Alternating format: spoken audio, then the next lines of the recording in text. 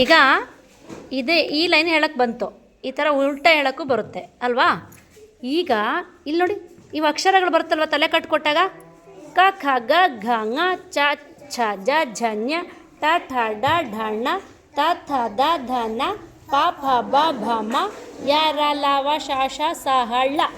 ಇದು ಬಂತಲ್ವಾ. ಇದೇ ರೀತಿ ಹೀಗೂ ಹೇಳಬೇಕು.